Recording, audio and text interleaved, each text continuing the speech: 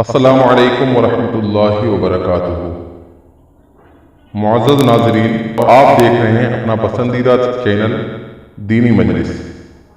آج میں آپ کے سامنے ایک ایسا واقعہ پیش کرنے والا ہوں جس سے آپ یہ جانیں گے کہ انسان اگر اللہ تبارک و تعالیٰ کے احکامات پر عمل کرتا رہے اور لالچ سے دور رہے تو اس کی قسمت اس کے ساتھ کیسے کیسے کھیل کھیل سکتی ہے۔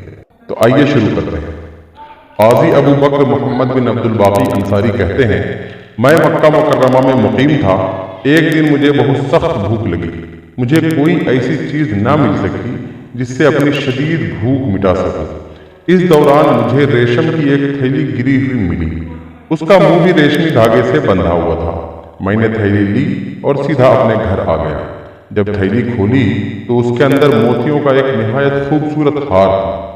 اس سے پہلے میں نے اپنی زندگی میں کبھی اتنا خوبصورت ہار نہیں دیکھا تھا۔ تھیلی کو گھر میں رکھا اور باہر نکلا تو دیکھا کہ ایک بوڑھا آدمی 500 دینار ہاتھ میں لیے اعلان کر رہا تھا، میری ریشمی تھیلی گم ہو گئی ہے جس میں موتیوں کا ہار ہے۔ جو شخص اسے واپس کر دے گا یہ 500 دینار اسے بطور انعام دے دوں گا۔ میں نے اس کا اعلان سن کر دل میں کہا، میں اس کا ضرورت مند ہوں۔ فاقہ کشی ہے مگر یہ ہار میرا تو نہیں ہے، نہ ہی میرا اس پر کوئی حق ہے۔ مجھے ہر حالت میں اسے واپس کر دینا چاہیے۔ اچانک دل میں خیال آیا کہ اللہ کے رسول صلی اللہ تعالیٰ علیہ وسلم کی حدیث ہے، جس نے اللہ کے لیے کوئی چیز چھوڑی اللہ تعالیٰ اس کو اس سے بہتر عطا فرمائے گا۔ اس حدیث کو یاد کرنے کے بعد میں نے اپنے عزم کو اور پختہ کیا اور گھر جا کر وہ تھیلی لایا۔ بوڑھے نے مجھے تھیلی کی علامت، اس کے پھندنے کی علامت اور اس کے اندر ہار میں موتیوں کی لڑیوں کی تعداد بتا دی۔ جس دھاگے سے تھیلی بندھی ہوئی تھی اس کی علامت بھی بتا دی۔ میں نے تھیلی بوڑھے کے سپرد کر دی۔ بوڑھے نے اپنی تھیلی پا کر مجھے 500 دینار دینے کی بہت کوشش کی، لیکن میں نے لینے سے صاف انکار کر دیا اور کہا اس تھیلی کو اس کے مستحق تک پہنچانا میرے اوپر واجب تھا، اس لیے میں نے اس کا بدلہ نہیں لینا ہے۔ بوڑھے نے کہا، نہیں، تمہیں یہ ضرور لینا ہوگا۔ پھر اس نے بار بار اصرار کیا، لیکن جب میں نے لینے سے صاف انکار کر دیا تو وہ مجھے چھوڑ کر چلتا بنا۔ میرے پاس کوئی بھی ذریعہ معاش نہیں تھا جس سے میں اپنی زندگی گزارتا۔ میں نے ذریعہ معاش کی تلاش میں مکہ مکرمہ سے رفتے سفر باندھا اور سمندر کے سفر پر روانہ ہو گیا۔ اتفاق سے میری کشتی ٹوٹ گئی اور سب لوگ ڈوب گئے۔ کشتی میں جو کچھ ساز و سامان تھا وہ سب کا سب سمندر کی نذر ہو گیا۔ اتفاقاً کشتی کا ایک تختہ میرے ہاتھ آ گیا۔ میں اس پر بیٹھ گیا۔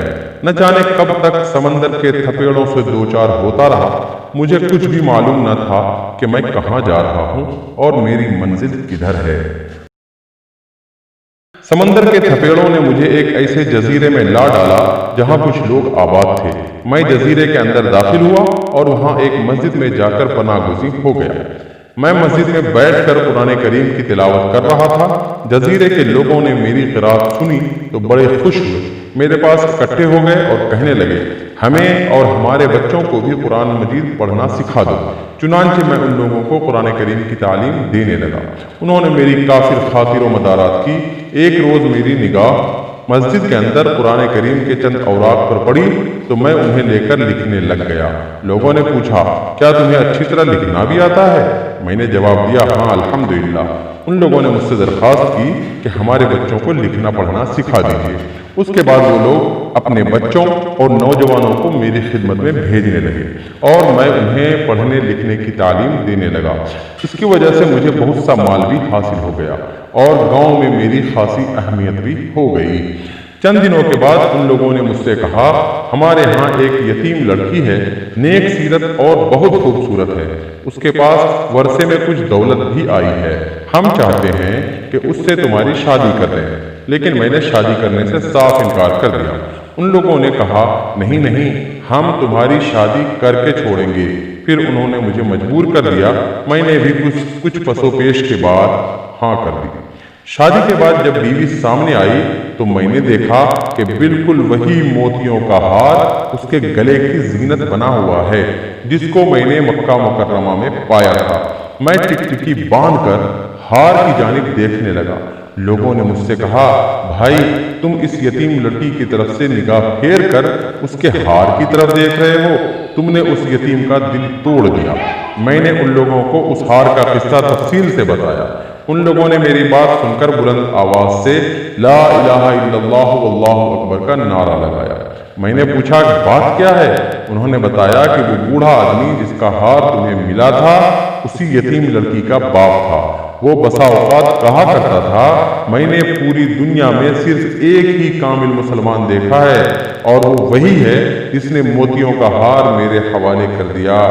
ساتھ ہی ساتھ وہ برابر اپنی دعا میں کہا کرتا تھا اے اللہ مجھے اور اس آدمی کو ایک ساتھ اکٹھا کر دے تاکہ میں اپنی صاحبزادی کی اس سے شادی کر لوں، اور اب یقیناً اللہ تعالیٰ نے اس کی مراد پوری کر دی اور تم خود بخود یہاں آ پہنچے۔